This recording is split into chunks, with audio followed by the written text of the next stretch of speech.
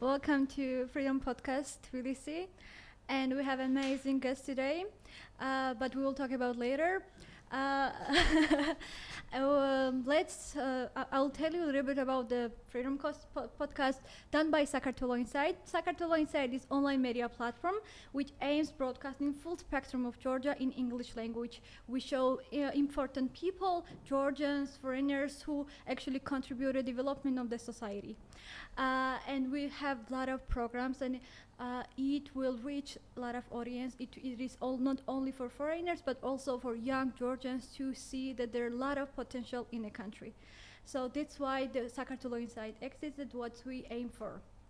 So today we have for podcast the researcher, filmmaker, traveler Saxon from Britain, and we are very happy to host you and learn about your experience. So I did introduce a little bit, but it would be better if you start introducing yourself. Who are you and what are you doing and how did you end up doing this, what do you do? Who are you? How deep and philosophical do we get? So my name is Saxon. I'm from a small city in England, and somehow I've ended up here in Georgia, and I'm actually making a trilogy of films. I've just released 2 of them, and I'm working on the edit for the 3rd now. And essentially my work is all about communicating on the untold stories of the natural world. It's funny because actually, to answer the question you've just asked, actually, at the start of last year when I arrived in Batumi, I wasn't quite sure exactly where I was going in life. And I was releasing a piece of research with one media called The Third Pole, which was all about these tiny shrimp. And they're the last living species in the Aral Sea, the South Aral Sea. Mm-hmm. So this is a sea that you might have heard of, but is almost entirely disappeared in Central Asia. And on releasing that research, that article with them, they said, can you write a bio about yourself? And I don't know about for you guys, but it can be a very uncomfortable thing to do, right?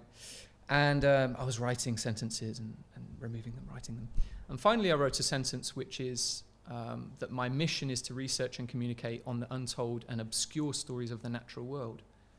And I sat and I thought, it sounds a little bit pretentious, but at the same time, it really is, it connected with me, you know, and so that's kind of the mission with the projects that I'm doing. And as I say, I've been working on 3 film projects here. I'm editing the last one now, so that subject's very much on my mind. That's all about Tabatskuri. Mm-hmm. And I don't know where you'd like to go next. I would love to talk about these films, but beforehand, I was just wondering how this idea and mission came to you to tell these untold stories. Like, were that much interested about nature when you were young, or how did it came?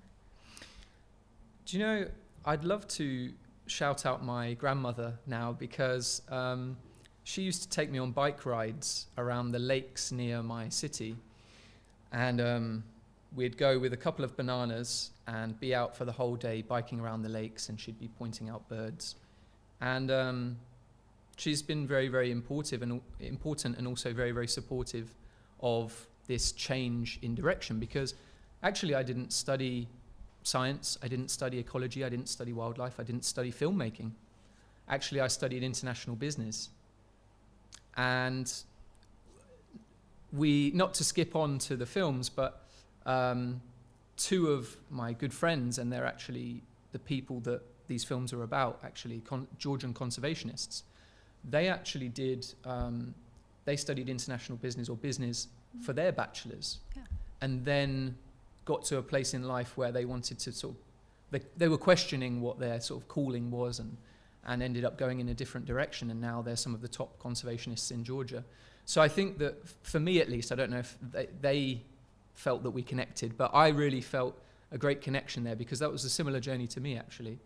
So after graduating from international business, I lived in Paris for just over 2 years, and I was working in the travel industry, and shortly COVID came along, and that's not the time to be working in the travel industry, of course. And I think to make a long story short, I entered into a time where I was really, really contemplating my life and what I was going to do with it. And just by chance, I was in Romania with a friend of mine, and he was just putting on this YouTube channel that he liked. It's a guy that investigates different sort of strange stories. And there was one about the Aral Sea. My friend, after about 10 minutes of the video being on, I was like, turned to my friend and said, wow, this is amazing. He was asleep. But this story of the Aral Sea really sparked my curiosity. And yeah, I would say that at that point, that's all I had. You know, I didn't have any of the hard skills. I didn't have any connections in any of the worlds of either filmmaking or ecology or anything like that. So from that point on, ended up making the decision and taking the leap to leave my life that I'd started to establish in Paris, which was quite painful on one hand. But actually one of my good friends who's from the south of France, we were in a bar watching some football, and I said to him, I'm going to go to Uzbekistan, I'm going to try and make a film. And I could see his eyes getting shiny. He was getting excited. And before we left the bar that night, he also quit his job, or decided to quit his job. And we were even looking at booking our flights there and then. So that, you know, I don't necessarily believe life happens in these sort of big cinematic pivotal moments, but that one really did feel like quite a turning point in my life, yeah, and created the course of events that has brought me here to Georgia, basically. I think the curiosity that you had kind of led you into the exploring the nature that you were kind of unaware before. So you went to the Uzbekistan. How long did you stay there? What you were doing? What was your project there?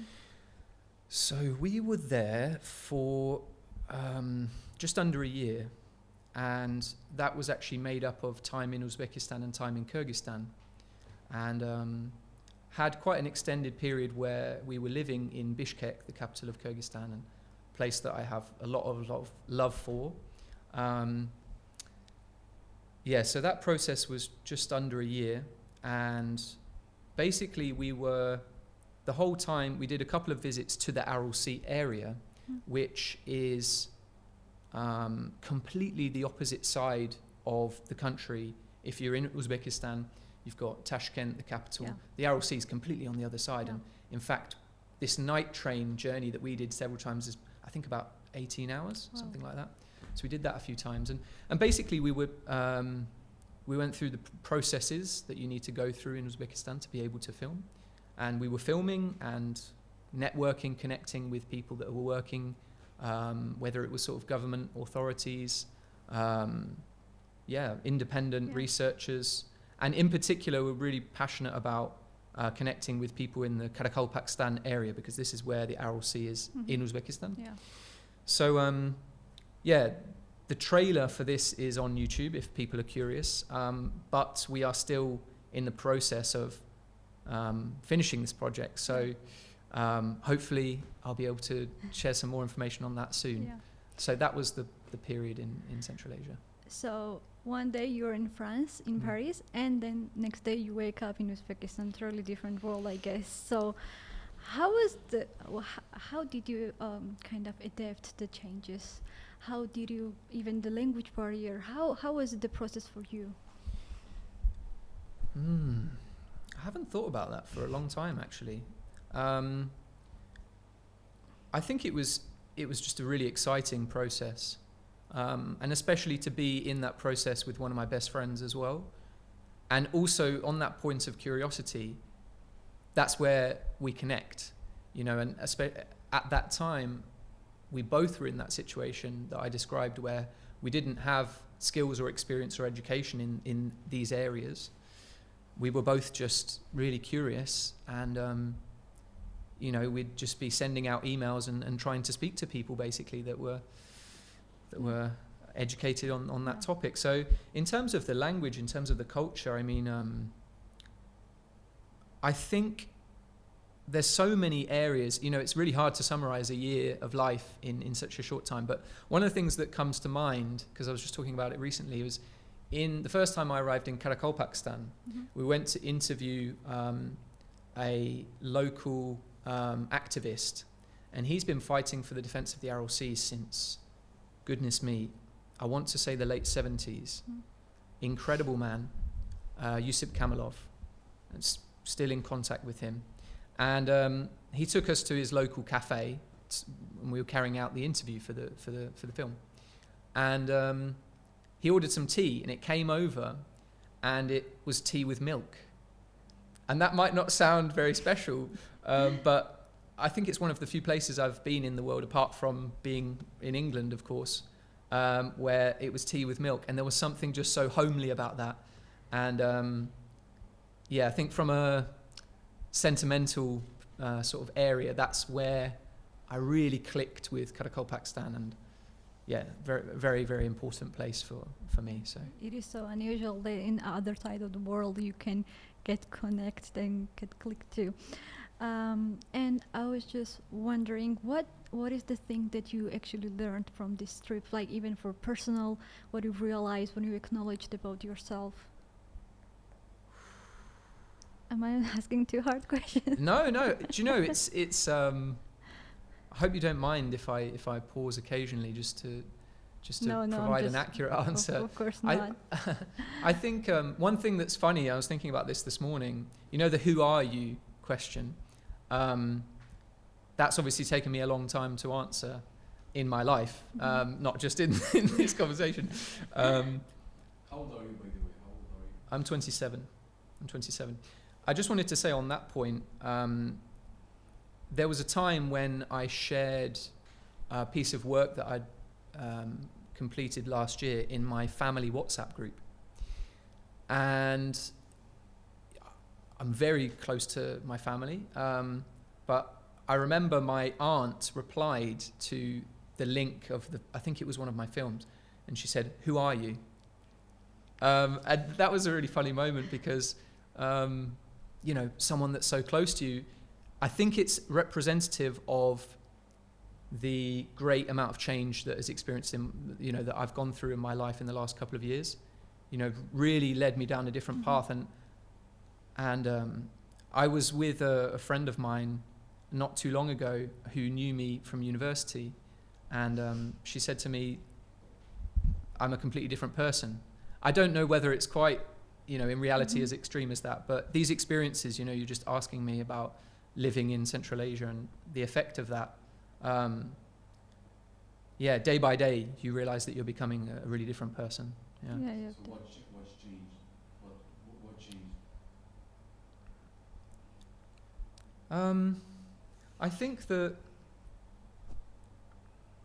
I think I'm probably more considered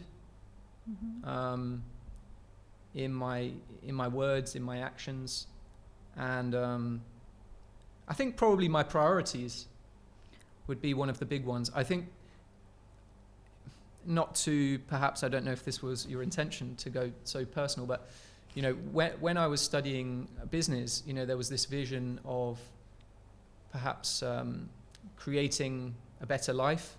And when I was young, I particularly had like my mum and sister in mind.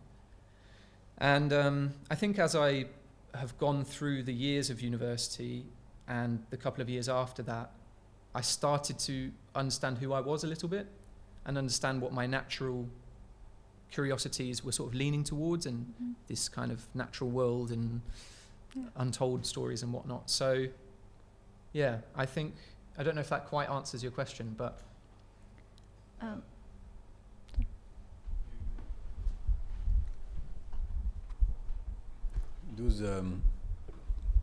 This curiosity, does it lead you sometimes to questions that other people are not comfortable exploring?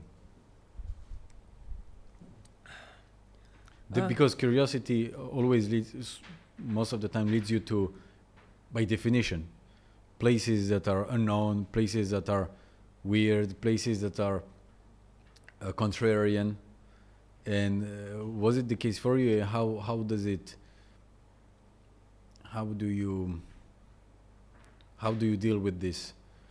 with this curiosity when you're confronted with something which goes against how is it called, common not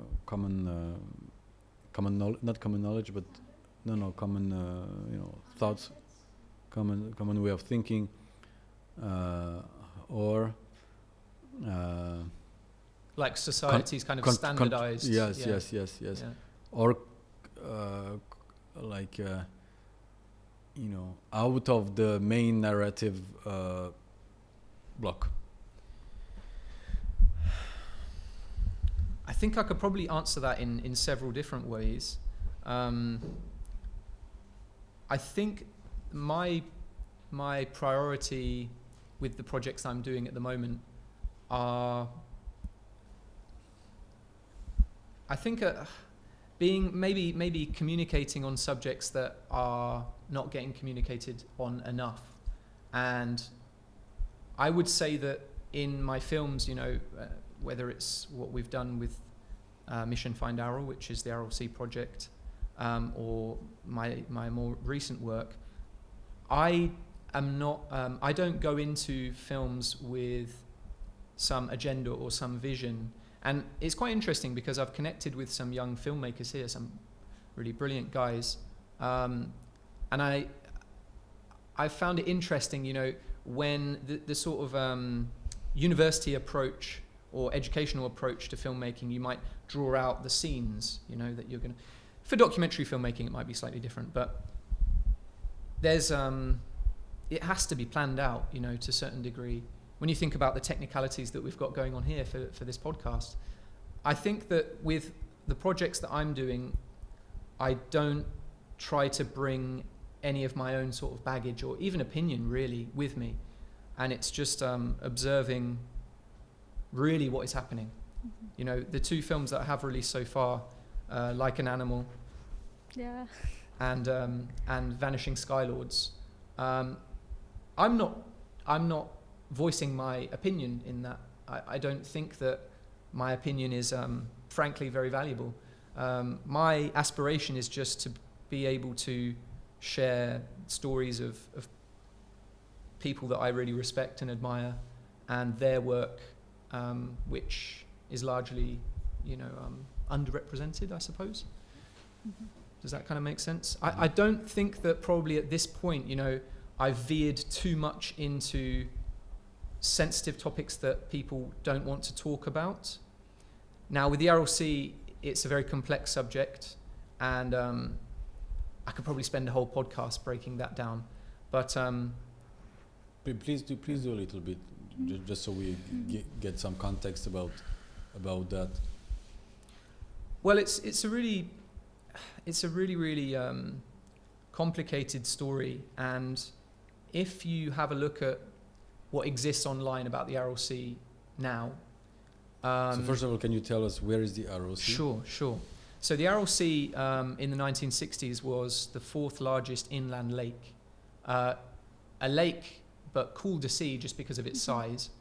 And it was something like 40,000 tons of fish that were being harvested from the sea in the early 60s. So huge quantities, and it made up quite a big minority percentage of Soviet stocks. I don't want to say an exact percentage because I might be misspeaking. So it's located, let's say half of which is in Kazakhstan and the other half is in Uzbekistan, the Karakalpak Republic of Uzbekistan. And they have a unique culture, their own language, their own elements of society, government, etc. So because you've got the Karakalpak community, you've got the Uzbek community by extension, and the Kazakh community, then you've also got IFAS, which is an organization that we interviewed, which brings together the different Central Asian states. There's so many parties involved. Then you go into NGOs, and there are many different projects ongoing, and how the situation has ended up where it is now is also a really complex subject. So what is the situation now? So roughly more than 90% of the water was lost from the Aral Sea. It's in some ways, and this is a thing that me and my friend Nico, who I've mentioned, we did this project together. Very important person in my life and career. We realized at one point that this is actually a tale of two stories, because you have a dam that was created. It was a World Bank affiliated project, and this has stopped water. You've got two channeling rivers. You've got the Sirdari and Amudarya coming from north and south. Now, this dam stops the water sort of spilling over into the vast, shallow area of the southern part of the Aral Sea. In a very short amount of time, that restored a large amount of water volume. And we couldn't travel there actually when I was there, because Kazakhstan was still closed due to COVID. But you've got a return of some level of fishing industry. I don't know the figures on that.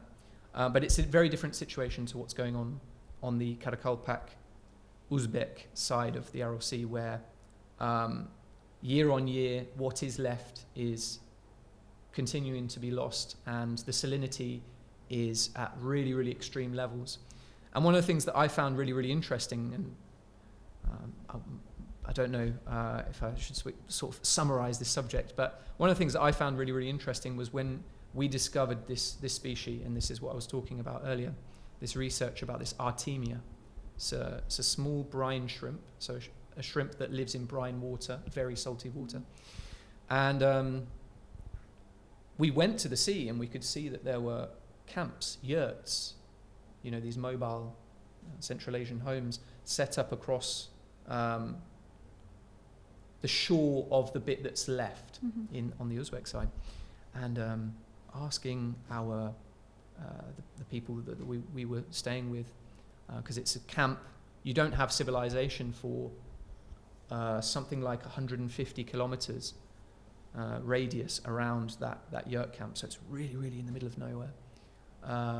And discovered that these yurts were in fact the homes of fishermen. Now, they're not actually fishing anymore because fish have long gone from these waters. They're actually harvesting these small shrimps, specifically the eggs, and these eggs have substantial economic value in aquaculture.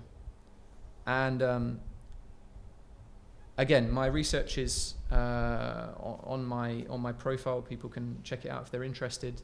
It's an article with the Third Pole. I then did a short film where I'm basically reading this research out, which is called Kurt, which is what the local people call this small shrimp, which is actually the local word for worm, even though it's quite a different species. And yeah, this was a great example of my curiosity running wild. I think it was a bit crazy to some people close to me, but I spent more than a year researching this shrimp and got to know and become friendly with some of the top people. Patrick Sorglus is one of the world, if not the world leading expert on this subject, and he's I hope he would agree that we are friends now. And so yeah, that was an example of my curiosity running wild, and that's a very, very brief summary of the situation with the Aral Sea. But I'll just conclude on that, talking about the sensitive subjects. And this is sensitive for many reasons. I mentioned you've got many parties involved in restoration efforts or adaptation efforts, development projects, but also how this situation occurred. If you look online, you'll see a lot about the cotton production. It was very aggressive cotton production during the Soviet era at that time, and that's true, and there's a lot of truth to that, and you can read papers on that. But actually, there's other elements to that story as well. And my friend Yusip, who I mentioned at the start, this activist who's been fighting this most of his life, he educated us on, just to give one other example, the Karakum Canal. And this is a canal that is going through virtually complete desert through Turkmenistan. And this is the length of the island of Great Britain. And that canal was created by diverting the water of the Amudarya, so one of the two feeding rivers, the one that goes from the south side. So what's happened with the Aral Sea is very complex, and that's why it's taken us a long time doing all of this research, continuing to do these interviews, and trying to, I suppose in summary, trying to do a responsible job. Yeah. So. And it's very complex topic, as you mentioned. And how do you think that how your research and involvement has contributed to this issue?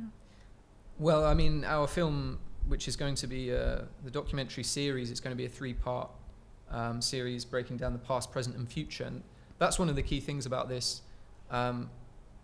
When we were doing our research and when we arrived there and we were consuming a lot of content about this topic, there's a lot about the past, there's a lot about the Soviet era, there's some information on the present, but in terms of local community and how they are continuing to live in these situations, not a lot of information. And then thinking about the future, as one of the brilliant people we interviewed said, imagining the story of tomorrow. You know, a lot of thinking is about what has happened. So now the role, obviously for the young people of this region, is imagining the future of tomorrow. So I thought that was quite a beautiful way of putting it. You'll have to remind me of the question you just asked. Sorry, I went in a little bit of a... No, I was just asking about your contribution. How do you think it would... Well, I was going to say actually about your introduction, which was, I mean, outrageously complimentary. I appreciate it, but my aspiration here is to be a kind of conduit for, especially Georgian, because of course Sakartvelo Insight, but the brilliant people that I know and the work that they've done, which is, what I hope to do today. But just to answer that question, our film on this topic's not come out yet, so probably very little. Hopefully that will change when that happens. But I do think that on some occasions we were able to connect people with other people, you know, because one of the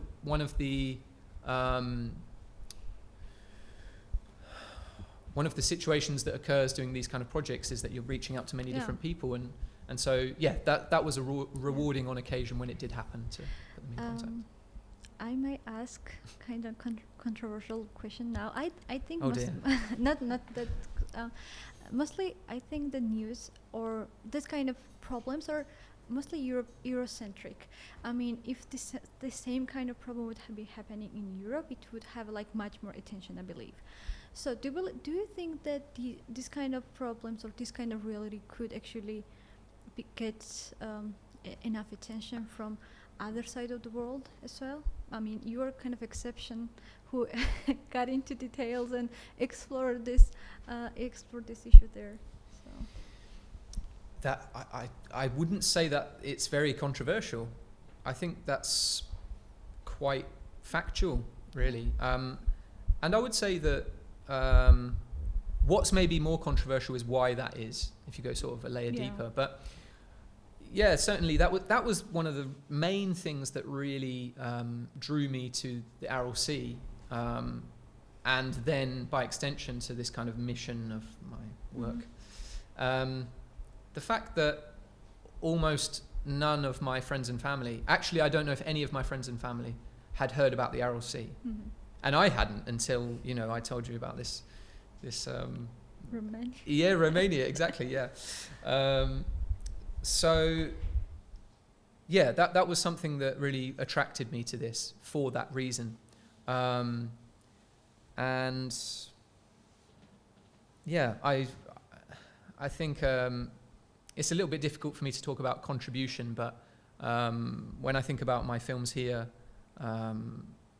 maybe there's a similar DNA in that, these are stories which, especially, hopefully we'll have time to come on to the people of course, who I'd like to share their stories. But it's about shining the light on what they're doing. Now let's move to Georgia. I think it's time. You went to Uzbekistan, and what did bring you to Georgia? Do you know, it's really unfortunate, but I don't really have an entertaining or charming answer for that. The truth is that I was first exposed to Georgia in a more meaningful way when I was in Tashkent and went to a Georgian restaurant. It wasn't until much later when I had made a friend here who,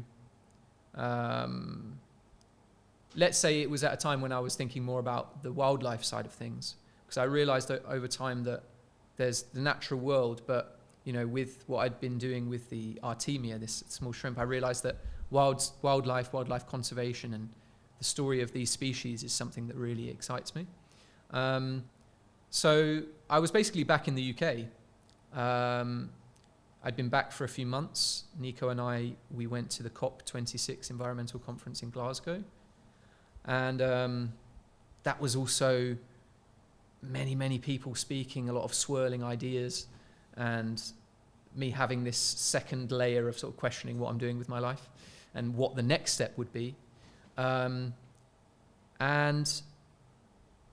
in truth, I had a friend here, and I remember Googling wild species of Georgia. And at first I was really interested in bears. You know, we don't have bears in the UK. And I became quite attached to that idea. Actually, back when I visited Japan with some local Japanese friends, we went in around the island of Hokkaido looking for bears and this kind of hunt. So it's a species that is, it's close to my heart in a sense. And so things started to snowball from there. I made the decision to come to Batumi to finish actually previous projects. And at that time, I remember when I first arrived in Batumi, which was at the start of last year, I didn't know anyone at all. And it was actually a friend at GIZ who put me in touch, a friend at GIZ who works in Uzbekistan, put me in touch with one of his colleagues at GIZ in Tbilisi, who put me in touch with one of his colleagues, who put me in touch with one of the senior professors at Ilia State University. Yeah. And this, he's an incredible guy. His name's Zura. And he put me in touch with one of his PhD students. And that's Nika Paposhvili. And that's one of my brothers in life now. Chimizamo. And my next film, which is going to be called Mr. Velvet Scotter, which is the name of the species that he's protecting in Tabatskuri, is all about him and his work. So that was the chain of events. Once you know someone, it's easy to get to know others. So you're here almost like a year, right? You're studying Georgian? Yeah, I'm trying. Sota nela. I think it's something like 10, 11 months, something like that. Mm-hmm. Yeah. And you're working different projects. Can you tell us about those projects in details? Sure. Probably there's 4 main things that I can talk about. So there's the 3 films. So there's the card that I brought. So this is Like an Animal. This is about a friend who Nika Paposhvili introduced me to. His name's Nika Kyrgyzstan. And he works on the Caucasian tour, which is wild goat species, lives in the greater Caucasian mountains. His work is predominantly in the Lagodeki area, so this film is all about his work there and how he feels being in nature. The second film, which came out at the end of last year, is Vanishing Skylords, and this is about vultures. So Orbi, I'm forgetting the different Georgian names, unfortunately, but they're the birds that eat the corpse. Yeah. And this was mostly filmed in Ditopolis Kharo, in Kaheti. And the third film is Mr. Velvet Scotter about Tabatskuri. And I spent a lot of time in Tabatskuri. I think I've done maybe 7, 8, 9 trips there, and I've been filming pretty much since I was connected with Nika. So it's almost going to be a year by the time I finish the editing that I will have been working on this project. So that's a really, really special one, and I'm in the depths of that now. And then I think something that the fourth thing that I wanted to talk about is an article that me and my friend Luca did for Medusa, which is about the Persian leopard. And this might be more interesting to a sort of wider audience, in the sense that what we were doing with this article in this research was basically investigating how political or these land borders impact wildlife. And we used the Persian leopard as a case study. So Luca, by the way, I actually didn't show you guys yet, but I brought some of the paintings that he did for my last film. Incredible artist, and also he's the co-founder of NCG, which is Nature Conservation Georgia. Friends of mine, 5 young guys doing really fantastic work. Their emphasis is on the youth and educating the youth. So I had a look at your work that you're doing with your organization, and I thought, oh, there might be a collaboration there. So that, yeah.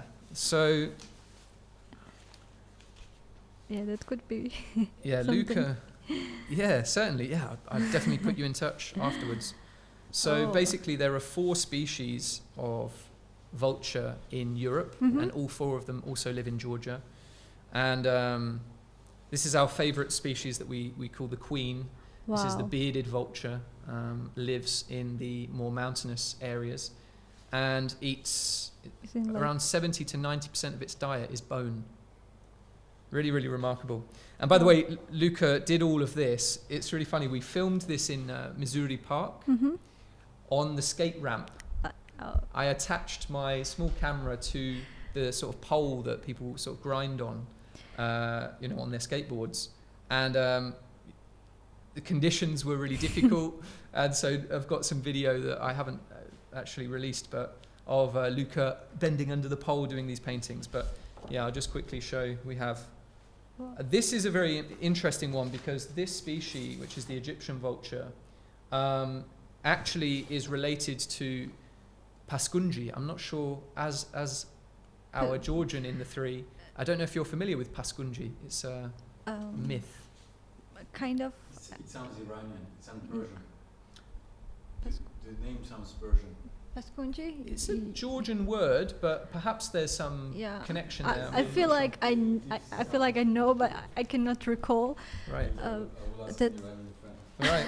Well, this makes up quite a big portion of my last film. Pretty. Yeah, this is his interpretation, because of course it's a mythical creature. So there's online only a few different artistic representations of this. He went for this kind of like metallic blue, but basically it has the beak, claws, and wings of the... Let's show to the camera also. Yeah, sorry. So this Paskunji was said to have the beak, claws, and wings of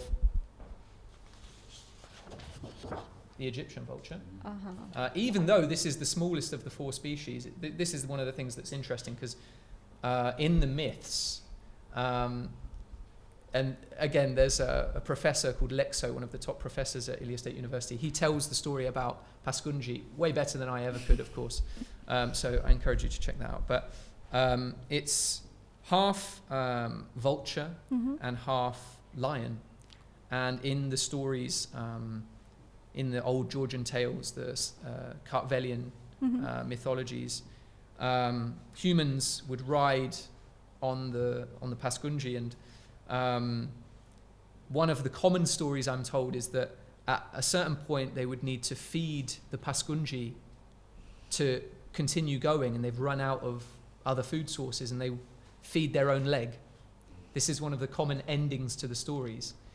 Then at the end, the Paskunji sees that this person's done that and puts the wing on the leg, and the leg comes back. So These are the little intricacies that are really, it's deeply ingrained into culture, and it was something that I allowed myself to explore in some detail. So then we've got the two other species here, but I suppose you get the idea. So Luca and Nature Conservation Georgia, brilliant people, and together we worked on this research about the Persian leopard with Medusa. So I think for people that might be interested in, because this kind of explores certain elements of geopolitics as well. So it's like Persian leopard in Caucasus. It's like borderless, free. Yeah, exactly. Yeah. Actually, the title of this article is "The Persian Leopard That Knows No Borders" or something like really? that. Yeah. So that's exactly it. And what's interesting about this is, is that you have the bulk of the Persian leopard population living in northern Iran, and they are then crossing over into Armenia and sometimes, very, very rarely, in Georgia. And actually, many years went by that they hadn't seen a Persian leopard in Georgia. And there's, this is, again, in the article, explored in more detail, but basically there was a legendary specialist who was working at the WWF, and he managed to organize what people thought at the time, what he believed at the time, and this is told to us by Bejan of Nakres, the last chance to gather together funding to study the Persian leopard's potential existence in Georgia. So he organized this research, and really, really sadly, this gentleman, Nugzar, he passed away before they managed to find the evidence, but they managed to find the evidence, Bejan and the team at Nakres. And so, yeah, the Persian leopard lives on. And there's even I think this is really interesting, this is at the bottom of the article, there's a 3-legged leopard, which people that we interviewed, Ando and Sovinar, who are big animal researchers in Armenia, they've been monitoring this 3-legged leopard, and for them it represents the sort of resilience that nature possesses, despite all odds, and this Persian leopard's quite chunky, so they think that it's eating well, and so a happy ending to the story, let's say. So. And what are the formats for your films? Like, are long formats? Are you just interviewing people, or also there's the documentary videos about the species? Like, what should we expect to see? That's a good question. Actually, the 2 films that are out at this moment in time, Like an Animal, is more about my friend Nika and his sort of psychological approach to what he does. And a big part of the film, for example, he talks about when he came face to face with a bear when he was 15 years old, out in the mountains alone. And if people are interested, I don't want to sort of go too deep, and also maybe a little bit dark for the podcast, but a course of events that changed his life. So that film's really exploring the sort of human side, and it's almost like a biopic, I suppose. Vanishing Skylords is far more of a conventional, let's say, documentary. So it's talking about the species, and there are various professors from around the world as to sort of complement the field work that I did with the guys in Kaheti. So. And Mr. Velvet Scotter is going to be everything. I'm really struggling because I've been filming there. Actually, I spent 6 weeks living in Tabatskuri there. And this is a really interesting village. Yeah, you probably know, but of course. Have you been there before? Not yet, actually. Oh, okay. I'm planning to. Yeah. Yes. Well, we can perhaps coordinate visits. That would be great. Yeah. And it's like people live. There's very different, like in different regions, different places in Georgia. It's very different from one another, and how they live, how they actually they're mostly fishing, and how they get a lot of resources. And so I believe it would be a lot of fun experience to spend like there 6 weeks. Yeah. Correct. Yeah, so that was, overall it's been a lot more than probably 2 months, but it was 6 weeks during the summer in one sort of block. And yeah, you're totally right. Yeah, of course, it's like the local way of life. Yeah. There's harvesting the grass during the summer, there's fishing, and there's some harvest of potato. And they're the main, and some cattle breeding. Mostly Armenian, ethnically Armenians. Virtually entirely. Yeah. So I was, as I've mentioned, I'm trying with Georgian, but during that period, I then had to try and find a few Armenian words as well. So yeah, I just did the last visit there and the last piece of filming a couple of weeks ago, and actually the whole lake, it's frozen. Yeah, the whole lake is frozen. Yeah. And even though Paravani Lake is actually circumference is bigger, but in terms of water content, and depth, Tbilisi is the biggest, And so that was completely frozen over, and we actually were fishing through the ice with some of our local friends there at that time. So yeah, incredible place. Yeah. And was it easy to see you there? Okay. And was it easy to communicate and approach the people there while you were alone, right? Or you were with your friends, or? So that whole project has been with Nika Paposhvili. Yeah. Okay. So, however, during that summer period, there were weekends. Most of the weekends, he was coming back to Tbilisi and seeing his family. And most of the time, I was staying there. And so, probably one of the warmest memories in my time in Georgia. I mean, there's many, to be honest, but something that really does come to mind is being in Tbilisi, and actually, although from a language perspective it was really difficult, there's one guy there, incredible guy who speaks 4 or 5 different languages, and he was my he was my ally. Lifesaver. Yeah, exactly. Yeah. And actually, most days, I don't think during the winter because it's quite harsh, but most days during the rest of the year, they're playing football. There's this football pitch right next to the lake. That's amazing. Yeah, and so I started playing football with the young guys, and even though we could barely communicate, like that really gave us a great connection. Especially if I played a good match, then they liked me more. So, yeah, it might sound like I'm sort of joking around, but actually, yeah, it was a really, really special moment, and a way in which we could bond outside of words. Yeah. So. Speaking of war moments in Georgia, let's talk about Georgia a little bit more. Like, sure. What makes Georgia unique? What makes Georgia Georgia? Because you've been a lot of places, Europe, Asia, so in the middle.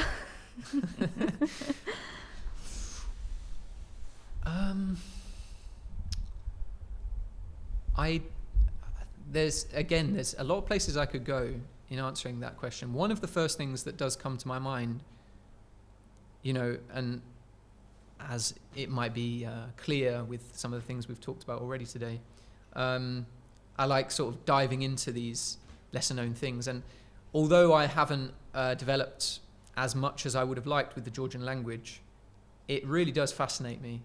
And it really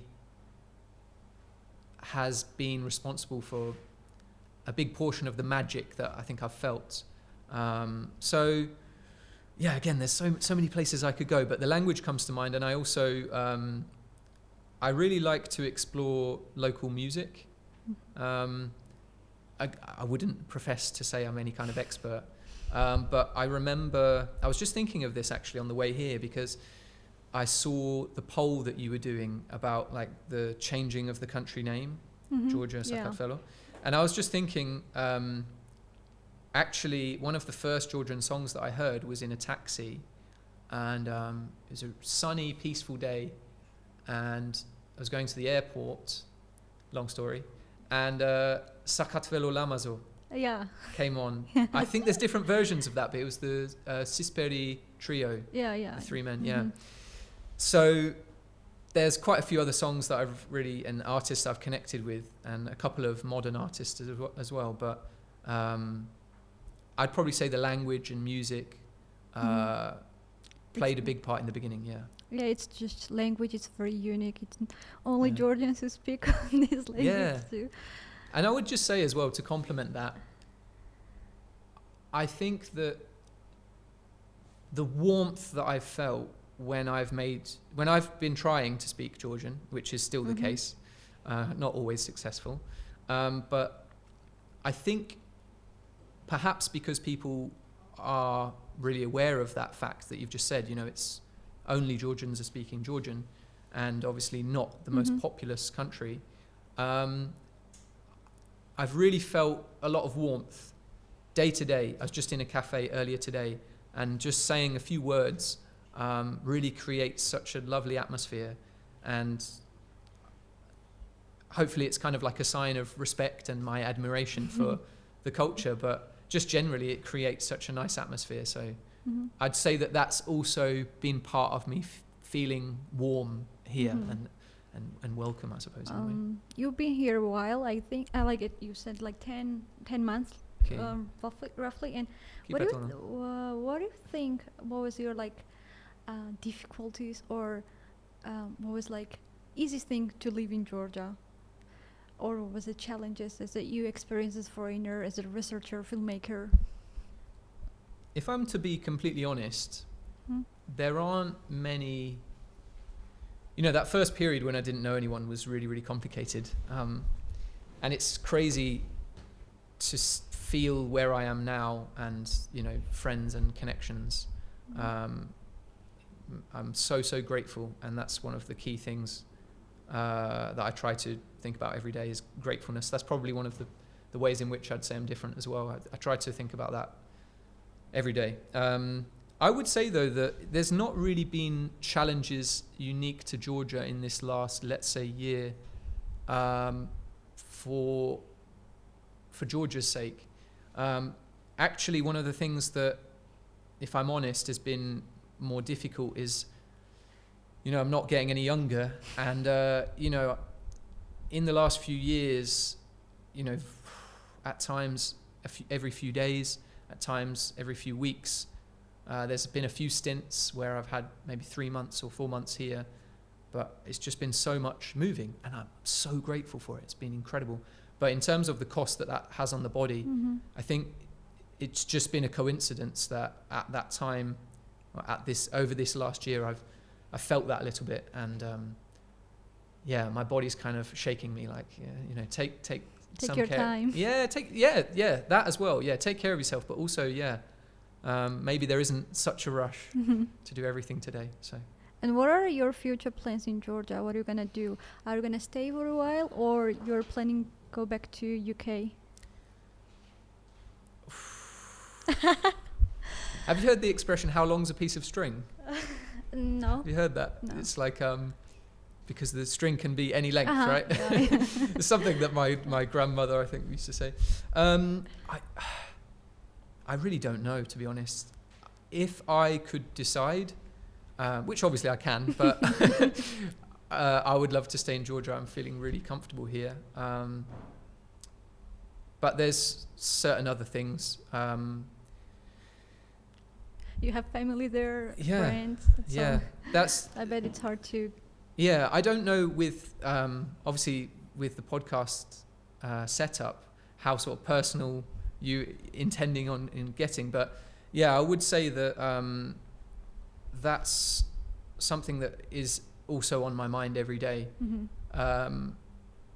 Mostly with two groups of people, and that's the older people in my family and the youngest people in my family, because every time I've come back over the last 2.5 years, things are different, and you do miss quite a lot of life, but yes, I mean, that's something that can be organized, and doing more regular trips back and this kind of thing. I would love to stay in Georgia. I have a few ideas for future projects, and a couple of them would be here, and a couple of them might be elsewhere. But to be honest with you, I really don't know. At this moment in time, I'm just every day staring at my editing software, working on this next film, Mr. Velvet Scotter. So I'll let you know when I find out. And what I was going to ask, oh gosh. Okay, I will ask different question because I had something in mind that I was going to ask. Oh yeah, I forgot. I remember. Mostly in Europe and the USA, of course, they don't know about Georgia because it is a very small country, not very, important for. It is, but for example, USA or these huge powers, Georgia is not very much known. So did you know about Georgia before you decided to explore the world, or you once came to sense what is Georgia? No. As I sort of touched on earlier, it wasn't until I was in Uzbekistan that I learned really about Georgia in a more meaningful way, other than not even that. Not even that. No. Yeah, I would say that this is something I've spoken to a lot of friends, especially back home, about, and other friends from other parts of Europe. I've actually asked a lot of them what their education was like, and I also wonder, like from France, what your education was like. But when I think back to geography and history and whatnot, confined to certain places in the world, and Central Asia and the Caucasus and various other parts of the world were not touched upon at all. So I suppose it's down for us to learn about them ourselves. Yeah. Georgia is really an untold story for well, but believe me, I'm doing my best to share it with everyone I know. Yeah, we appreciate your effort. And what you can say, maybe what was the most memorable time, like moment or event or something that we will always remember? When would it have been? September. The Rutveli. Rutveli, Yeah, I did that last year in Kaheti with Nika Papushvili. He invited me, and we went, and we were part of, for maybe people that are not familiar, this is the grape harvest that's involved in the traditional Georgian wine production process. And we spent a couple of days picking the grapes, and then, as I believe is custom, the big feast at the end. And during the big feast, Nika is the tamada in his family. And so everyone was getting a speech about them. And I think the last person on the table sat next to him. And, he did a speech for me in English and in Georgian. And this is just something that is hard to attach words to, but really made me feel like I was part of the family. Welcomed. Yeah, beyond that, it was like. Also, I've felt that as well. During this time, we've done so many trips together, and that's by product of him inviting me on those trips, and we've established such a bond. His son calls me Uncle Saxon. So. This moment symbolized and was a sort of representation for the consolidation of a great friendship. So that's one of the things that's coming to mind right now, if I'm honest. Yeah. How do you expect to broadcast your movies? Do you have some contracts with some channels? So this is one of the complicated aspects of our Mission Find Aral C project, because basically we are trying to organize that now, and it's a really, really complicated process. We are welcoming someone else to join the team if they can help us on that subject, but it's really complex. one of the things that I would say what I'm doing here in Georgia was almost like an experimentation. It was almost like my own little university, because basically with these projects I've been doing here, I'm doing everything myself. I'd never edited before, for example. So yeah, I'm trying to slowly understand better the field that I'm in, and it's complicated. You know, there's a lot to it. So I'll let you know again when we find the answers to these questions. But at this moment in time, this trilogy of films, I'm just posting on YouTube, and also they've run in some film festivals. They were on small TV channel in the UK recently. So certain cities in the UK learning about Lagoleki because it was the Like an Animal film. So you know, step by step. Yeah. That's amazing. You're a kind of ambassador of Georgian species too. Showering me with compliments that I don't deserve. Yeah. And is there any questions on YouTube? Not yet. I wonder as well, I do actually have, I don't know if this is appropriate or welcome, but I did actually have a couple of questions for you guys. Okay. It's like Uno card. Well, it's just because, you know, I was watching your Yeah. previous episodes, Mhm. and by the way, I actually just a week ago met with the Biking for Biodiversity guys. Mm. So I'd gone back to the UK, and we'd been talking about connecting for a while, and they are now in India. And the day before they went to India, we met up and had some lobiani. So guys. yeah, really. Also, really knowledgeable about what they're doing as well. Yeah, big fans of them.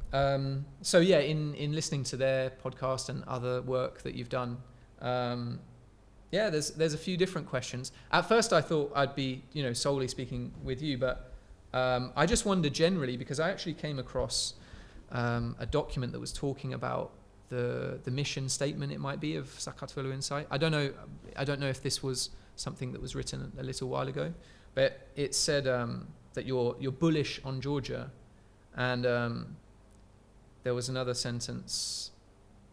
Many of the success stories of Sakartvelo Insight are one stone of a bigger project which will be born soon. I don't know if I'm asking no problem. naughty questions, but No, I just wonder, I mean, if you don't want to answer those specific questions, of course, it's just no problem. No, I mean, also your journey is super interesting as well.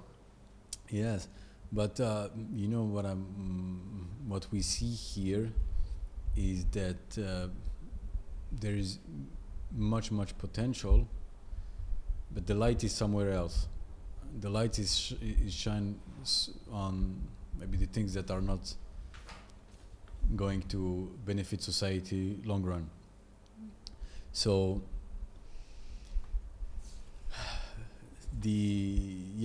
overall we are very optimistic. I am very optimistic about Georgia, even though not so many people are actually. You know, there are people, I mean, especially the youth, you know, they tend to want to go out the country. You know, there are some difficulties, so they tend to want to go out the country instead of tapping the opportunities here. So one of the main objectives that we have is to really showing that there's plenty of things to do here, and we believe that the first people who should take them are the Georgians. Now it's fantastic if foreigners comes and can bring skills as well. That's perfect. But you know, if we don't have any young Georgian here, there is no future for the country by definition. So the Sakartvelo Insight is just the first, is the basement of what we want to do here, and we believe that as the country needs first an optimism inside, Mm-hmm.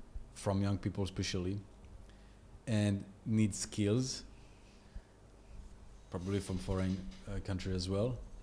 The first things to do is to raise awareness that the country exists to those people, and to raise awareness about the opportunities that are here to the young Georgians.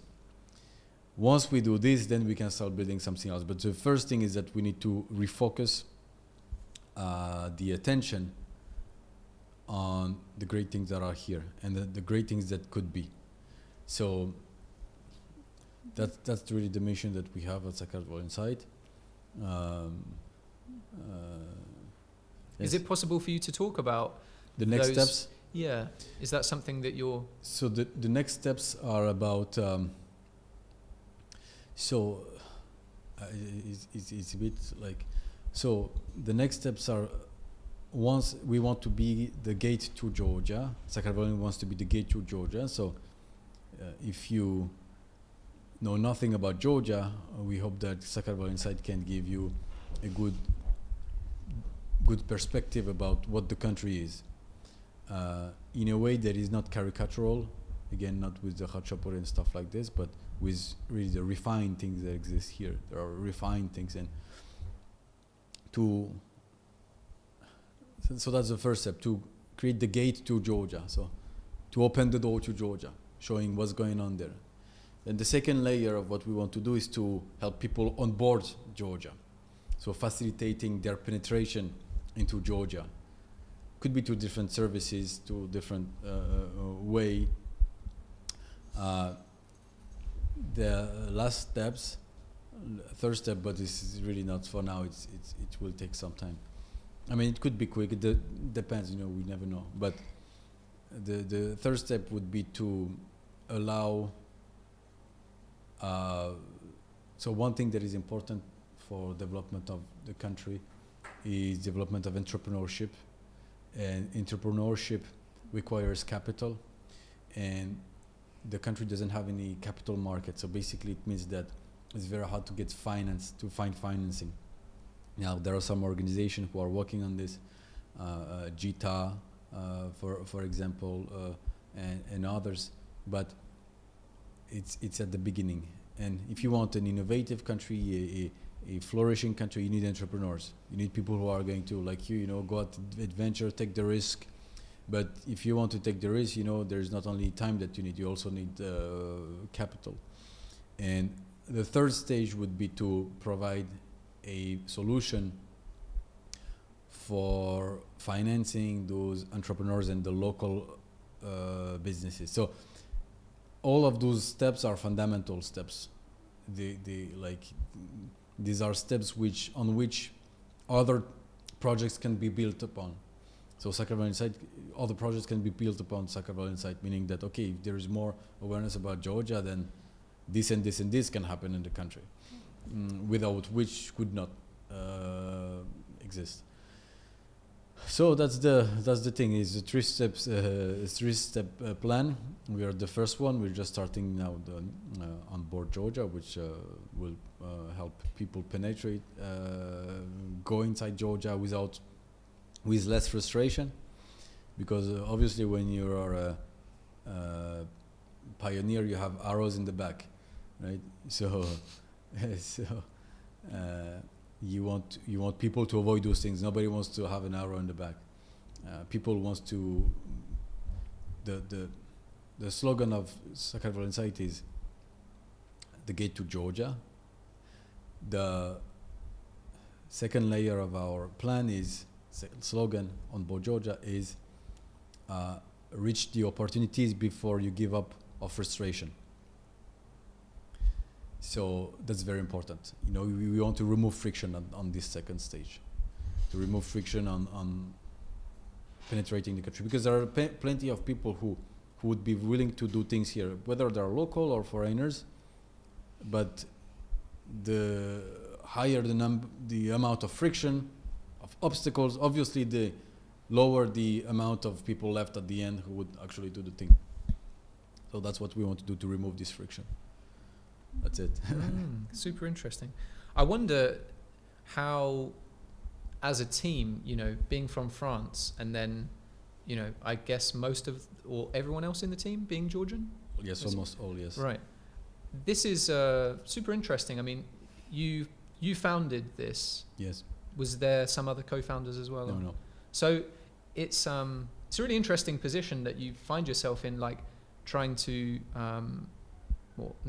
executing on what you've just been talking about, but yourself as a foreigner, So like, I don't know, this could be a question for both of you perhaps, but I don't know. I mean, I frankly, more and more I feel Georgian more and more. So, you know, I don't feel as right much there as with you, brother. Yeah, exactly. I don't feel as much. I mean, I have a little bit of reject. You know, European societies for me are a bit more and more repulsive for different reasons. For me, I love Europe, but I love Europe. I love the West, but it seems we're getting further and further away from what I envision as the West. So I feel more and more Georgian. And there's questions? Okay, good. I do just, can we finish on? Sure. Because I do just have one other question. Yeah. Sure. For you guys, which is a bit of a silly question. So there's a small story and then a silly question. But talking about just a few minutes ago when you were talking about local people's understanding of what is here and this kind of topic. I remember actually close to the beginning of last year, a nurse saying to me when I said, I'm making films and doing some research about Georgian Buneba, and she said to me, do we have wildlife in Georgia? And laughed afterwards. So it's kind of half a joke, but that was also an interesting moment for me, because obviously a lot of the pockets of, you know, the Caucasus and Georgia are highly biodiverse, but you know, you've got these pockets when we talk about Deropolis Kharo or like Lagodeki or these other areas. So if someone's lived in Tbilisi their whole life, it might not, you might not know about the work of some of my friends and these kind of places. So that's just one comment on that. I was thinking this since the first moment I came across your brand and organization, the logo. Where did that come from? Because I really love it. It's really nice. Yeah. Thank you. This is a simplified, minimalistic representation of a pound of a Panthera. And a rose. And a rose. Okay. Yes. Okay. So that's very, very simplified version of it. I love it. And yeah. You're doing good, Georgian. Oh, thank you. That's kind. The final comment just about you guys Sure. Was just about, you know, in absorbing the previous work that you've done, I really like the communication style. You know, for me, and sometimes people think this is a bit strange when I say this, but one of the big inspirations for some of my work is, I don't know if you're familiar with ASMR, but this is this kind of content which is yes. relaxing. It's like noises and stuff like this. Yeah. There's very different types of this kind of content, but there's some of it which I quite enjoy, and that's also one of the things that I've thought about this with previous projects. Even if someone's not interested at all in the subject matter, that they might feel there's obviously content in their educational stuff, but I like the idea that someone would feel more relaxed after spending time with me, if that makes sense. And I don't know if this is what you were going for. It's obviously very different kind of content, but I just felt that it's not too caffeinated, you know, it's not too, you know, a lot of the stuff that you'd see online. So I like it. Yes. Thank you very much. This is you were talking probably about no comments videos and things like that. Now we're trying different strategy with content, and we're trying to see which one spreads the most and which ones will have the most impact. Obviously, at some point, you know, we need to get traction. We need to get real traction to sustain the brand. But definitely, we see ourselves more and more as a channel with different programs and different programs for different audiences. So we also are going to do some documentaries in the future, and we also would like to have soon a either bi-weekly or a weekly information update about Georgia, about what's going on, you know, just a simple 10-15 minutes video, like, you know, like news type news format. So just you just have to watch all this. All the information is boiled down to what really matters. And the new laws, the new construction or whatever. And so we see ourselves more and more as a channel in English about Georgia, showing the full spectrum of what it is. You're going to be busy. Yeah, definitely. And also what you're doing with portraits, the So- company portraits, I really like that. I think Yes. it's really well shot and put together. So Thank you. yeah. So I had too many compliments. I'm just trying to get push them back onto you guys. No, thank you. Yes, portraits are about small crafters or small business owners, entrepreneurs who are doing something with their hands. It's very, very important for us because I believe that you can build the real brand for a country when you have crafts. Craft creates brand. For instance, in the UK, you have Wedgwood. This is ceramic kind of, and other things, obviously. But Atelier kind of. yes, and that really creates some kind of depth to the country. Food is one layer, but then you have the craft, which is a deeper layer actually, because it's often harder. It's cultural and commercial. Yes, would you yes. say? Because it's more about branding. Mm. You need the branding for a country. A brand is exactly what the self-image is for an individual. Mm-hmm. When you have the way you believe who you think you are is the way you behave. The way you behave is the way you get results. It's the results you get, right? Right. So if you change the branding of a country, you change the way people behave. If you change the way people behave, you change the results. So that's the full premise of Sakartvelo Insight, is to show there's lots of things here, refined, and we want to show them, and we want people to appreciate those things. And by that, changing also the way people do things with life. So the portraits are exactly in that aligned through this idea. So saying, oh my God, there is this girl, she's doing a beautiful handmade chocolate, chocotella. Oh my God, I love the hot chocolate there, by the way. Yeah. It's very nice. It is. There is this girl, Lampino, Yeah. doing very beautiful lamps with a design of Georgian balconies. That's refined, that's beautiful, that's nice. We have Ruhi Queen, she's doing the best honey I've tasted in my life.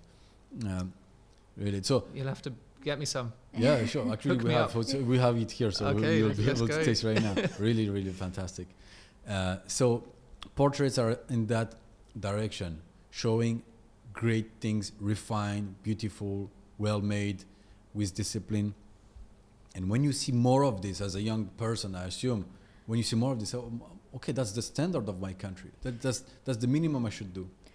And speaking of my generation, we actually do not know there are a lot of entrepreneurs, there are a lot of crafters who actually do that kind of high quality products. So it is actually necessary to show and to display this like larger audience that there actually this is made in Georgia and this could be made, and you also can be the one who makes in future. There is Mm.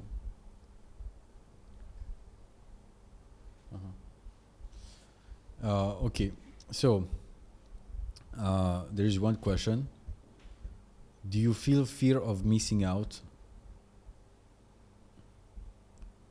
How do you deal with it? Oh, that was the end of the question. Right. Yeah? How if so, how do you deal with it? Missing out. I suppose the only thing that comes to mind is what we discussed with family, right? Mm-hmm. Because I think probably that more existential element of life that we can suffer with, I'm scratching that itch with what I'm doing in life at the moment. So yeah, it would definitely be more from a family side of things. I'm curious if that's one of my friends that's asked that question and what the motive is there, but just trying to find the right balance, you know, as we all do, you know, and struggling sometimes, but doing my best. Doing a great job. Mm-hmm. Thank you very much Yeah. for what you're doing, Merci beaucoup. for the Didi country, Maboba. for promoting, showing what's going on. Also, that's a very noble, endeavor. You chose not the easy path. I guess you could have chosen much easier alternative for your life, more comfortable maybe, and so that has to be appreciated. When some people they go the hard way instead of going the easy way, that's called nobility. So we thank you. We are grateful, and you will come back when your movies are going to be on Netflix, and don't forget to mention on Netflix. Sakartvelo inside. Exactly. Amen. No, great. Thank So you. great job, and we were very happy to have you, and it was very interesting. And It's a privilege. It's a you know, privilege. Honor. privilege Yeah. for Yeah, us. it was a pleasure to talking to you, and we appreciate your effort. Pero. Thank you. Hopefully we can Sure. keep in touch and see what happens in the future. Absolutely, Yeah. absolutely, Okay. absolutely. Okay. Great. Thanks, great. guys. Thank you. Okay, great. Bye. So this was Freedom Podcast, Tbilisi, and see you for the next time. Follow. Follow our Sakartvelo Insight on YouTube, on Instagram, on Facebook, and check out our website too. Do it now. We will put all the links. Yeah, on the links in the description. So So you'll, can follow. yeah, you can follow us.